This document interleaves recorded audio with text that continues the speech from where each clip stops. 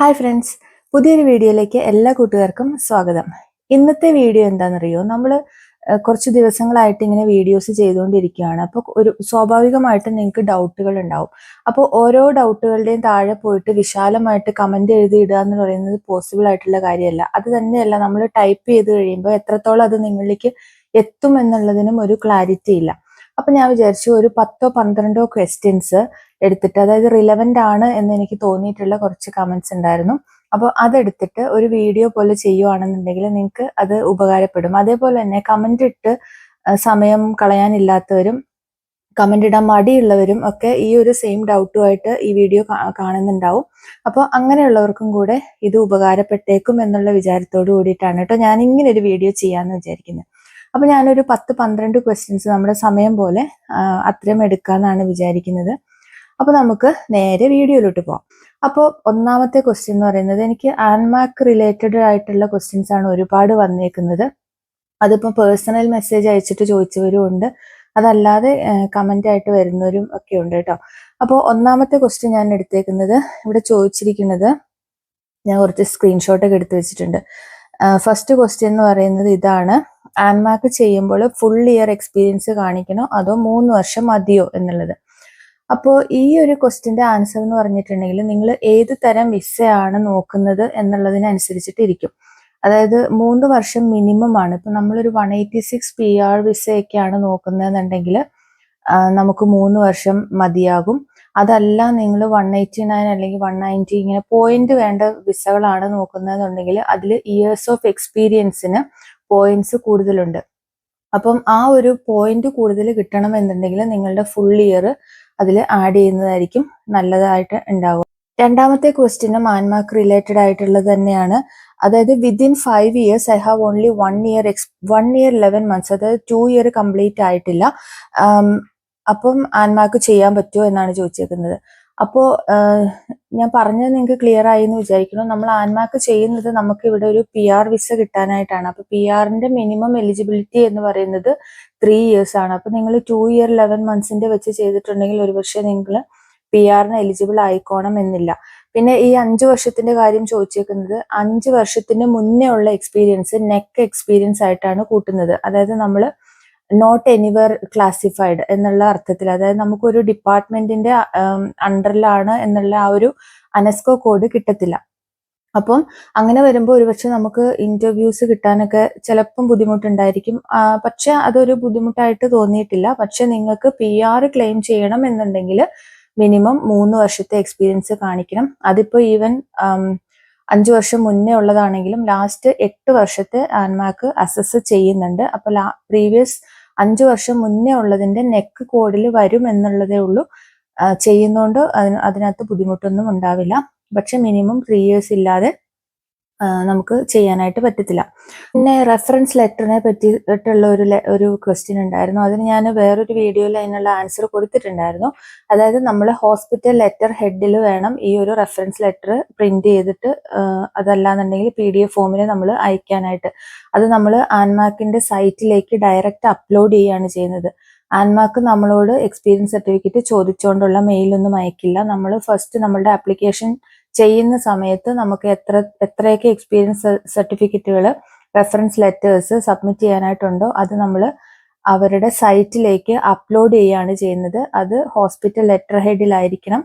അവർ പറയുന്ന ആ ഒരു ക്രൈറ്റീരിയാസ് ഒക്കെ ഫോളോ ചെയ്തുകൊണ്ടുള്ള ഡീറ്റെയിൽഡ് ആയിട്ടുള്ള ജോബ് ഡിസ്ക്രിപ്ഷൻ ഇൻക്ലൂഡ് ചെയ്തിട്ടുള്ള ഒരു reference letter official email ID കൂടി, അതായത് നമ്മൾക്ക് റെഫറൻസ് തരുന്ന വ്യക്തിയുടെ ഒഫീഷ്യൽ ഇമെയിൽ ID കൂടിയിട്ട് വേണം നമ്മൾ ക്ലിയർ സ്കാൻഡ് കോപ്പി അപ്ലോഡ് ചെയ്യാനായി. പിന്നെ വന്നിരിക്കുന്ന ഒരു ക്വസ്റ്റ്യൻ ആണ്, 482 1 year കഴിഞ്ഞാൽ ആൻമാർക്ക് ഇല്ലാതെ PR കിട്ടുമോ?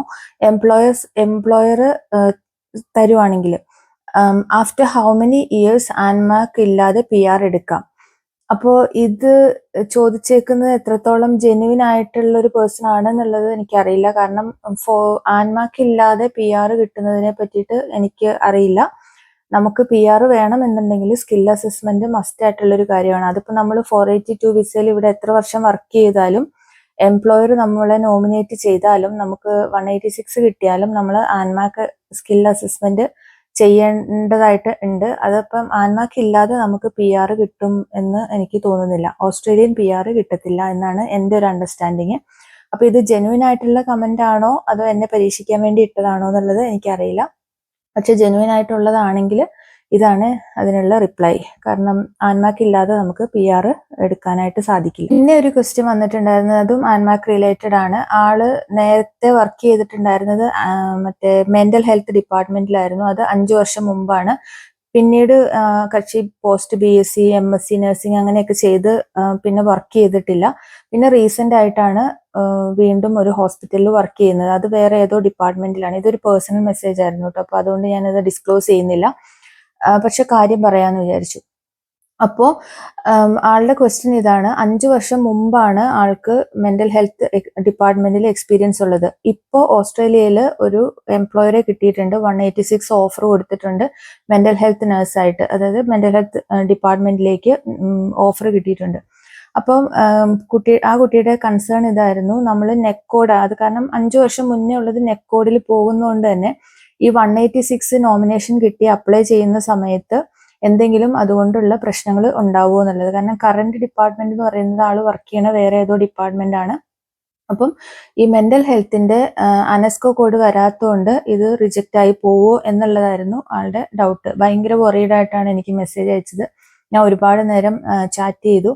അപ്പൊ ഞാൻ അതിൽ സജസ്റ്റ് ചെയ്തത് ആൾക്ക് ഏജൻസിനോട് ചോദിച്ചപ്പോൾ ഏജൻസി പറഞ്ഞു എന്ന് അത് നമ്മൾ പറയണ്ട, എംപ്ലോയറുടെ അടുത്ത് നമ്മൾ ചോദിക്കണ്ട, പറയണ്ട എന്നുള്ള രീതിയിൽ പറഞ്ഞു. അപ്പൊ ഞാൻ ഫസ്റ്റ് തന്നെ പറഞ്ഞത് കൺഫേം വിത്ത് ദ എംപ്ലോയർ എന്നാണ്. കാരണം ഞാൻ മനസ്സിലാക്കിയെടുത്തോളം ഇവിടുത്തെ എംപ്ലോയേഴ്സ് നമുക്ക് സ്ട്രെയിറ്റ് ഫോർവേഡ് ആയിട്ട് ജെന്യൂൻ ആയിട്ടുള്ള കാര്യങ്ങൾ പറഞ്ഞു തരും. അപ്പൊ നമ്മൾ മറ്റുള്ളവർ പറയുന്നത് കേട്ടിട്ട് കള്ളത്തരം കാണിച്ച് ഒളിച്ചു വെച്ചിട്ട് പിന്നെ ലാസ്റ്റ് മൊമെന്റിൽ എന്തെങ്കിലും പ്രശ്നങ്ങളാവുന്നതിനെക്കാട്ടിലും നല്ലത് ഈ സ്റ്റാർട്ടിങ്ങിൽ തന്നെ നമുക്ക് ഇങ്ങനെ ഒരു പ്രശ്നമുണ്ട്, അപ്പൊ ഇങ്ങനെ ഒരു ഡൗട്ട് ഉണ്ട് എന്ന് പറഞ്ഞ് ക്ലിയർ ചെയ്യുന്നതായിരിക്കും എന്തുകൊണ്ടും നല്ലത്. അപ്പൊ ഞാൻ ആദ്യം തന്നെ ആ കുട്ടിയുടെ അടുത്ത് അങ്ങനെയാണ് പറഞ്ഞത്, confirm check with your employer എന്നുള്ള രീതിയിലാണ് പറഞ്ഞത്. അപ്പോൾ അതനുസരിച്ചിട്ട് ഞാൻ വളരെ ഹാപ്പിയാണ്. എനിക്ക് ആള് 2 ദിവസം കഴിഞ്ഞപ്പോൾ മെസ്സേജ് തിരിച്ചയച്ചു. അതായത് എംപ്ലോയറുടെ അടുത്ത് ഇങ്ങനെ ഇത് ചോദിച്ചു. അപ്പം എംപ്ലോയർ പറഞ്ഞു അത് ഒരു ഇഷ്യൂ അല്ല എന്ന് പറഞ്ഞു എന്ന്. അപ്പൊ പിന്നെ നമുക്ക് അതിനകത്ത് വേറെ പേടിക്കേണ്ട ആവശ്യമൊന്നുമില്ല. നേരെ മറിച്ച് നമ്മൾ ഇത് പറയാതെ ഇരുന്നിട്ട് പിന്നെ ലാസ്റ്റ് മൊമെന്റിൽ എന്തെങ്കിലും ഒരു പ്രശ്നമായി കഴിഞ്ഞിട്ടുണ്ടെങ്കിൽ അത് പിന്നെ നമുക്ക് രണ്ടുപേർക്കും അതൊരു ബുദ്ധിമുട്ടായിട്ട് മാറും അല്ലേ. അപ്പൊ അതിലും നല്ലത് നമുക്ക് ഇങ്ങനെ ഒരു ഡൗട്ട് ഉണ്ടെങ്കിൽ അത് ക്ലാരിഫൈ ചെയ്യുക എന്നുള്ളതാണ് ഏറ്റവും നല്ലതായിട്ടുള്ള കാര്യം. അപ്പൊ നമ്മൾ നമുക്ക് ഇങ്ങനെ ഡൗട്ടുകളൊക്കെ വരുന്ന സമയത്ത് നമുക്ക് നമ്മുടെ എംപ്ലോയറുടെ അടുത്ത് തന്നെ ഓപ്പൺ ആയിട്ട് ചോദിക്കാനായിട്ട് പറ്റും. അതിനകത്ത് ആരും ബുദ്ധിമുട്ട് വിചാരിക്കേണ്ട കാര്യം ഇല്ല. കാരണം നമ്മളൊരു ക്വസ്റ്റ്യൻ ചോദിച്ചു എന്നുള്ളത് കൊണ്ട് നമ്മളുടെ ജോലി പോകുന്നില്ല. നേരെ മറിച്ച് നമ്മൾ അവിടെ ഒരു കള്ളത്തരം കാണിച്ചു എന്ന് പിന്നീട് അവര് മനസ്സിലാക്കിയിട്ടുണ്ടെങ്കിലാണ് നമുക്കൊരു നെഗറ്റീവ് മാർക്ക് അവിടെ വരാനായിട്ട് പോകാൻ ചാൻസ്. അടുത്ത ക്വസ്റ്റ്യൻ വന്നേക്കുന്നത് കർണാടക രജിസ്ട്രേഷൻ വെച്ച് ഛത്തീസ്ഗഡ് രായ്പൂർ വർക്ക് ചെയ്തു, പ്രോബ്ലം ആണോ? അപ്പോൾ ഈ ഒരു ക്വസ്റ്റ്യൻ കൊണ്ട് എന്താണ് ഉദ്ദേശിക്കുന്നതെന്ന് അറിയില്ല. ആൻമാർക്ക് ചെയ്താൽ കുഴപ്പമുണ്ടാവുമെന്നായിരിക്കും ചോദിച്ചിരിക്കുന്നത്. അപ്പോൾ ഇതൊരു വലിയ പ്രോബ്ലം ആവാൻ ചാൻസ് ഇല്ല. കാരണം ഇന്ത്യയിൽ നമുക്ക് എത്ര സംസ്ഥാനം ഉണ്ടോ അത്രയും സംസ്ഥാനങ്ങളിൽ രജിസ്ട്രേഷൻ ഉണ്ട്. നേരെ മറിച്ച് മറ്റ് രാജ്യങ്ങളിൽ ആ രാജ്യത്തിന് ആകപ്പാടെ ഒരു നഴ്സിംഗ് കൗൺസിലും ആ ഒരു നഴ്സിംഗ് രജിസ്ട്രേഷനും ഉള്ളൂ. നമ്മുടെ ഇന്ത്യയുടെ മാത്രം പ്രത്യേകതയാണ് ഉള്ള അത്രയും സംസ്ഥാനങ്ങൾക്ക് നഴ്സിംഗ് കൗൺസിലും അവിടുത്തെയൊക്കെ രജിസ്ട്രേഷനും എടുക്കണം എന്നുള്ളത്. അപ്പോൾ ഇതൊരു പ്രോബ്ലം ആവാൻ ചാൻസ് ഇല്ല എന്ന് ഞാൻ പറയാൻ കാരണം എന്താണെന്ന് വെച്ചിട്ടുണ്ടെങ്കിൽ, ഞാൻ ന്യൂസിലാൻഡ് രജിസ്ട്രേഷൻ അപ്ലൈ ചെയ്ത സമയത്ത് എനിക്ക് ഇതേപോലെ ഒരു പ്രശ്നം ഉണ്ടായിരുന്നു. കാരണം ഞാൻ അതായത് ഡൽഹി എക്സ്പീരിയൻസ് കാണിച്ചത് കേരള രജിസ്ട്രേഷൻ വെച്ചിട്ട് തന്നെയായിരുന്നു. അപ്പോൾ എൻ്റെ അടുത്ത് ജസ്റ്റ് അവർ പറഞ്ഞത് അവിടെ നമ്മൾ വർക്ക് ചെയ്ത സമയത്ത് കേരള നഴ്സിംഗ് രജിസ്ട്രേഷൻ വെച്ചിട്ടാണ് സ്റ്റാർട്ട് ചെയ്തത് അല്ലെങ്കിൽ വർക്ക് ചെയ്തത് എന്നുള്ളത് ഹോസ്പിറ്റലിൽ സർട്ടിഫൈ ചെയ്തിട്ട് ഒരു സ്റ്റേറ്റ്മെന്റ് വാങ്ങിക്കാനാണ് പറഞ്ഞിട്ടുണ്ടായിരുന്നത്. അപ്പൊ അത് നമുക്ക് ഈസി ആയിട്ട് നമ്മുടെ ഹോസ്പിറ്റലുമായിട്ട് കോണ്ടാക്ട് ചെയ്തിട്ടുണ്ടെങ്കിൽ ആ ഒരു ലെറ്റർ കിട്ടും.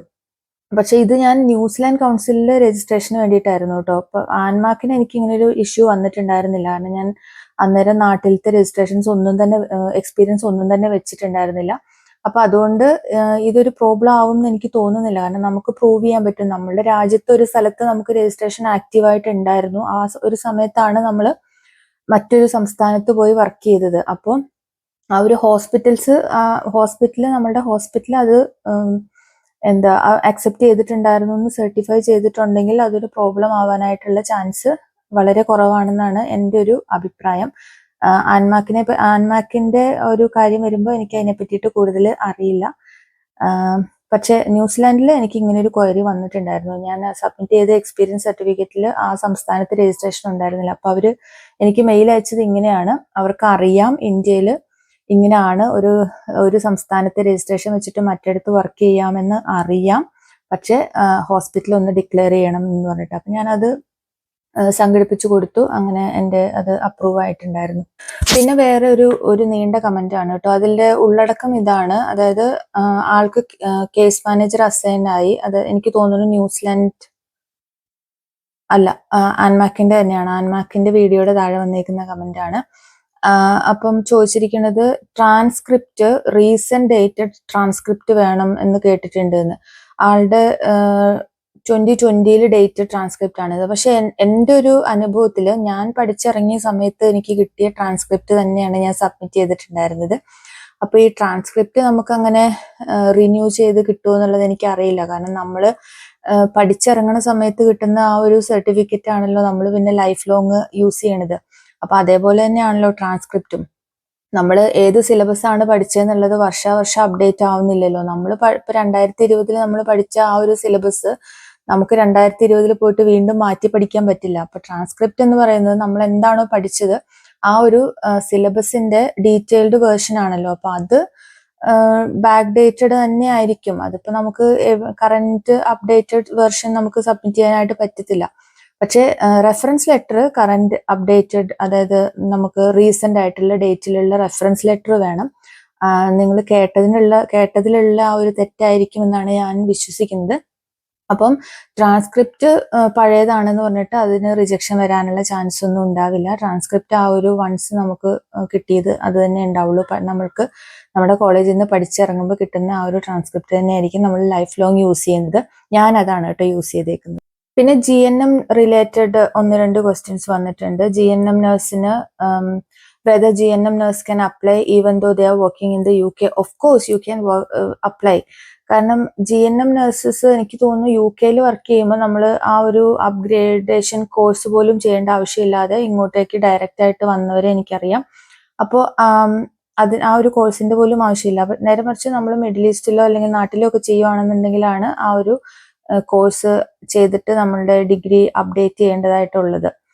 അപ്പോൾ GNM ആണ് എന്ന് വിചാരിച്ചിട്ട് നിങ്ങൾ രജിസ്ട്രേഷൻ അപ്ലൈ ചെയ്യാതിരിക്കുകയൊന്നും വേണ്ട.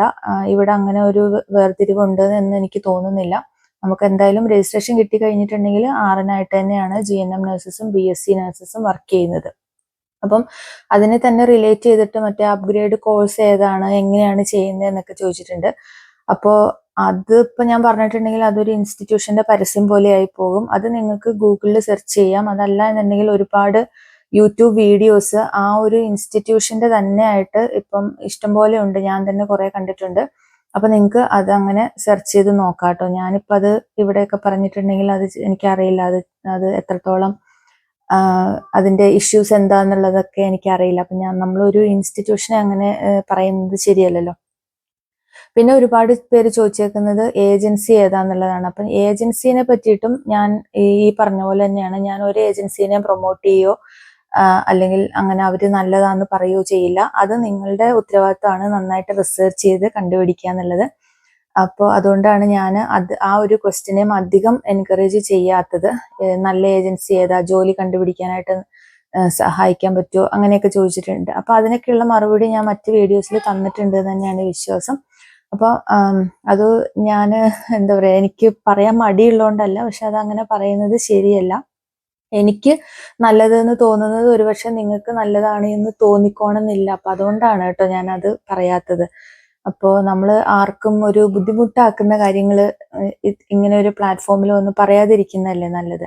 അപ്പൊ അതുകൊണ്ടാണ് ഈ ഒരു 2 കാര്യത്തിൽ ഞാൻ ക്ലിയർ ആയിട്ടുള്ള ഒരു ആൻസർ ആർക്കും തന്നെ തരാത്തതിന്റെ ഒരു കാര്യം എന്ന് പറയുന്നത് മനസ്സിലാക്കും എന്ന് വിചാരിക്കും. പിന്നെ 482 വിസയിൽ വന്നു കഴിഞ്ഞിട്ടുണ്ടെങ്കിൽ അതൊരു ജെനുവിൻ ആയിട്ടുള്ള ക്വസ്റ്റ്യൻ ആണ്. നമ്മൾക്ക് കോഴ്സുകൾ ചെയ്ത് നമ്മുടെ സ്കില്ല്, നമ്മുടെ എന്താ പറയുക, എഡ്യൂക്കേഷൻ അപ്ഗ്രേഡ് ചെയ്യാനുള്ള, അതായത് ഹയർ എഡ്യൂക്കേഷനുള്ള സപ്പോർട്ട് കിട്ടുമോ എന്നൊക്കെ ചോദിച്ചിട്ടുണ്ട്. അപ്പോൾ 482 വന്നു കഴിഞ്ഞിട്ടുണ്ടെങ്കിൽ നമുക്ക് കോഴ്സ് ചെയ്യുന്നതിന് കുഴപ്പമൊന്നുമില്ല. പക്ഷെ എനിക്ക് തോന്നുന്നു ഗവൺമെന്റ് സപ്പോർട്ടുകൾ നമുക്ക് കിട്ടില്ല. അതായത് ഫൈനാൻഷ്യൽ സപ്പോർട്ടുകളോ കാര്യങ്ങളോ കിട്ടില്ല. അതുപോലെ തന്നെ നമുക്ക് ലീവും കിട്ടില്ല എന്നാണ് എൻ്റെ ഒരു വിശ്വാസം. കാരണം നമുക്ക് ക്ലാസ് ഒക്കെ അറ്റൻഡ് ചെയ്യാനായിട്ട് പോകണം എന്നുണ്ടെങ്കിൽ നമുക്ക് ആ ഒരു സ്റ്റഡി അവേഴ്സ് വേണം. അപ്പോൾ അതും നമ്മൾ ഫുൾ ടൈം എംപ്ലോയ്മെന്റ് എഗ്രിമെന്റിൽ കയറുന്നതുകൊണ്ട് തന്നെ അത് പോസിബിൾ ആവില്ല എന്നാണ് എൻ്റെ ഒരു അറിവ്. ഇതിനെ പറ്റിയിട്ട് എനിക്ക് കൂടുതൽ അറിയില്ല. പക്ഷെ ഞാൻ എൻ്റെ ഫ്രണ്ട്സിന്റെ അടുത്ത് നിന്നൊക്കെ കേട്ടിരിക്കുന്നത് അവർക്ക് കോഴ്സുകൾ ചെയ്യണം എന്നുണ്ടെങ്കിൽ PR തന്നെ കിട്ടണം എന്നുള്ളതാണ്.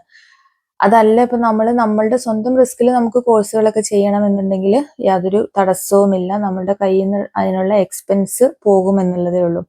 പിന്നെ വന്ന ക്വസ്റ്റ്യൻ പബ്ലിക് പ്രൈവറ്റ് ഹോസ്പിറ്റൽസ് തമ്മിലുള്ള വ്യത്യാസത്തിനെ പറ്റിയിട്ടാണ്. അതായത് പബ്ലിക് ഹോസ്പിറ്റൽസിൽ പെൻഷനുണ്ട്, പ്രൈവറ്റിൽ അതുണ്ടോ എന്നുള്ള രീതിയിൽ.